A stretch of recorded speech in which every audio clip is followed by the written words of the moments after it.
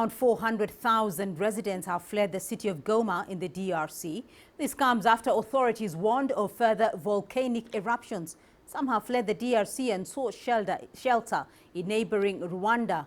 Many of those fleeing now face the risk of contracting cholera. CGTN's Mohamed Abubakar is in Kigali. He joins us live with more details. Mohamed, what is the latest on those affected by the volcano streaming into Rwanda?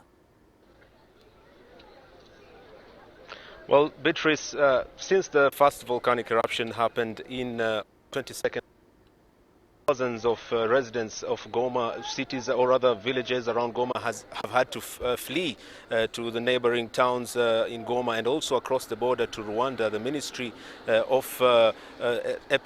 Ministry of Emergency and Disaster Management here in Rwanda have managed to set up camps, various camps across Rubavu district to make sure they take care of these displaced families. They're called emergency transit sites. For now, and during the course of last week, the fact that there were news that a second eruption might be happening, some of the families that found out their homes were not completely destroyed crossed back to try and find, just salvage some of the remainings in their houses. But there are families that could not go back, and their houses were completely destroyed. So we managed to visit one of these camps in Rubavu district just to find out more about these families that were displaced and what kind of help and aid is being given to them. And we filed this report. It has been over a week since the Democratic Republic of Congo's city of Goma was hit by a volcanic eruption. Mount Nyiragongo, one of the world's most active volcanoes, sent its lava downhill towards the city, destroying 17 villages along the way. This forced thousands of residents to flee the city, with majority crossing the border to neighboring Rwanda to seek refuge. This is Busesemana Transit Camp, one of the 3 camps set up by the Rwanda's Ministry of Emergency Management in Rubavu district. It has since managed to hold hundreds of the displaced families. For the last few days, some families have been crossing back into Goma after finding out that their homes were not destroyed by the volcanic eruption. However, as you can see behind me, some will still be stuck at this camp simply because they have no home to go back to. This is Dusabe Kagirima, a mother of 6. She's been here for a week, but she can't go home. The lava flow burnt everything she owns. We had to flee on the night of the eruption. We've been here ever since then. My house got burnt down, all the crops too. I don't even know where we're going to go now. I don't know for how long my kids and I will be here. I can't go back home if we have no place to live in.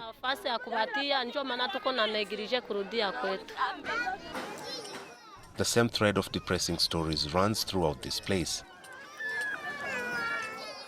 The camp has numerous humanitarian aid organizations providing necessary and urgent assistance to the families, providing meals, water, sanitary materials, and also offering emotional support. Yeah, the most affected include the children and also women, especially mothers, and also people with some disabilities. We have also recruited 8 community volunteers that are based in the camp who are actually assisting us to identify those special cases. They are safe right now because when you see them laughing, when you see them, they have joy, they enjoy what you do, you play with them, and they feel like you are with them, like they're not alone. So I think they feel comfortable and healthy for them as well. With the danger of a second volcanic eruption still a possibility, plans to increase the capacity of the camp are already underway. The plan is to continue providing a safe haven for the displaced families for as long as they need to, before it is safe to cross back to the other side of the border. Mohamed Abubakar for CGTN, Rubavu district, Rwanda.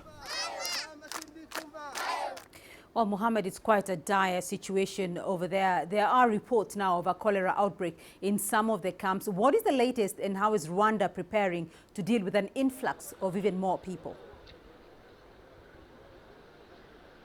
Well, Rwanda is yet to announce any cases of cholera in Rwanda, in the camps that are in Rwanda. As we all know, Sake have announced the 6 cases in the last 24 hours. We all know that Sake is an endemic area to cholera cases, and about 2 weeks ago they had reported around nearly 20 suspected cholera cases, and with the influx of families going into that small town, it was only expected that the number will increase.